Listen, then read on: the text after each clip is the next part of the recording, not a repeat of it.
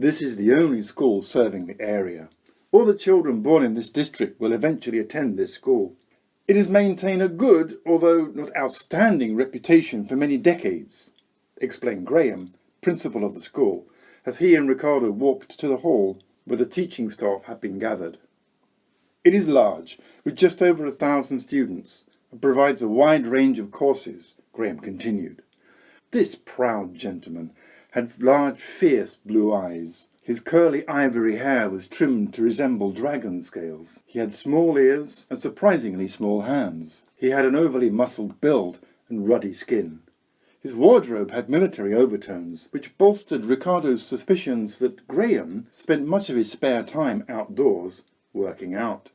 Graham took his place on stage and addressed the 80 or so teaching staff. "How do you know when someone's been on a coaching course?" he began. "Don't worry, they will tell you." A laugh of recognition ran through the audience. "We have invited a certified coach," Graham said, waving a small hand in Riccardo's direction, "to give you an introduction to coaching." Having thus warmed up the audience and given the introduction, Graham held out the microphone to Riccardo and grinned. His fiery blue eyes passed on the challenge. Riccardo received the microphone with a trembling hand. "It feels like standing between the converted and the uninitiated," thought Riccardo. "Don't judge, simply be here and allow whatever is to happen to unfold," reminded Riccardo's inner voice. Riccardo faced the audience and spoke into the microphone. "My name is Riccardo Midwinter. I am a certified coach, and I'm a teacher, a maths teacher. Are there any more maths teachers here?" A few mumbles of acknowledgement could be heard. Riccardo continued. "I don't teach mathematics at the moment. I coach teachers, and I train teachers to use coaching skills." A rumble sounded through the audience. It cracked and hissed like rocks and dirt falling down a mountainside. "That sounded like the start of something moving," called Riccardo's inner voice. "Which way is it going?" Riccardo's stomach turned upside down. His knees felt weak. He continued, "What is your opinion of coaching at the moment? On a scale from 1, low, to 10, high, I'd like a show of hands for each level. Are there any votes for 10? Okay. Are there any votes for 9?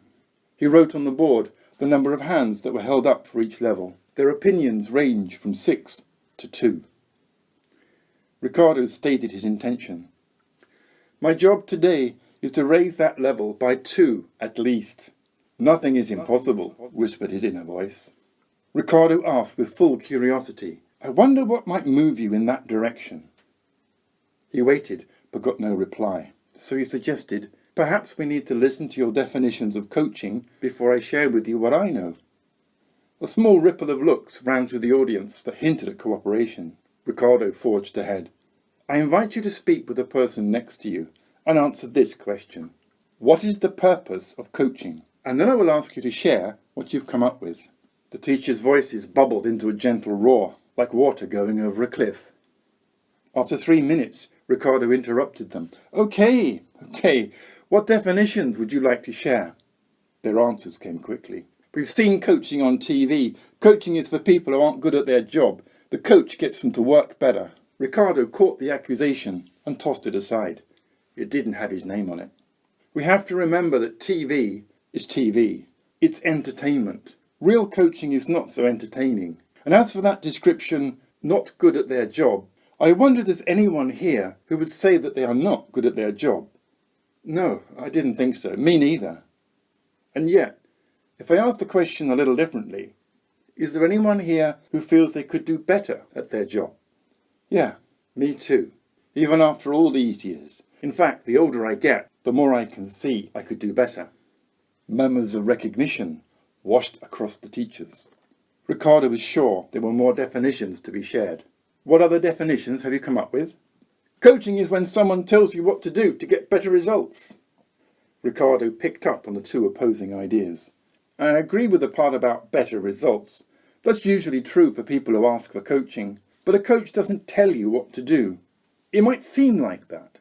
The coach might be there in the room with you when you come up with the idea for what to do differently. And yes, the coach played their part in the journey up to that moment, but the coach won't tell you what to do. Not if they've been trained and certified. Of course, since anyone can call themselves a coach, there are coaches out there who make a decent living from telling people what to do. That's consulting, but it's not coaching." Nods of recognition. Riccardo felt there were still more definitions to be shared. What else would you like to share? Coaching's like teaching.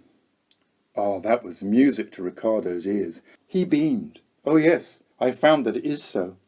And I hope to be exploring with you the ways in which teaching is like coaching, and the ways in which teaching is different to coaching. Riccardo thought, I felt their opinions shift a little towards a 6 or an 8. More movement is needed. Riccardo leaned into their experience of coaching. Perhaps we could hear your definitions of what a coach does before I share with you what I do. Could you speak with the person next to you and answer this question? What does a coach do? And then I will ask you to share what you think. The teachers' voices were more melodious this time, like a river flowing around a bend. Again, Riccardo interrupted. That was 3 minutes. What would you like to share first? What do coaches do? First response was loud. They shout at you! Riccardo parried the response with humour. Are we in the TV world again? It's rare, very rare, that a coach will shout at you. If it's necessary, if it serves you, then they will shout, raise their voices, call on you. But generally, they don't shout. Tells you what you're doing wrong, interrupted one teacher. For a moment, Riccardo felt sad that this teacher had such negative experiences of coaching. That happens, but it's not the coach's main focus. The coach's main focus is on the results you want to achieve and which of your teaching strategies are already working well. Naturally, that can shine an uncomfortable light on any results you don't want and reveals what's working less well. The coach's focus will be on you choosing strategies that take you towards the results that you want. Again, the coach does not tell you, you tell yourself. While speaking about your goals and strategies, you will realize what it is that you want to improve, modify, change. Riccardo wanted deeper answers. What else does a coach do? Makes you look at things you don't want to look at. There was depth in that answer, thought Riccardo. He answered, yes and no. I'm concerned about the phrase, makes you.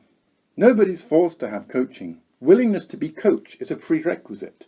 If you aren't willing, it means you aren't ready for coaching, for the reason you mentioned. During a coaching session, you could uncover things that have been hidden from you, often unconsciously hidden, and there can be emotional reactions to lifting the lid on that particular thing you didn't want to look at.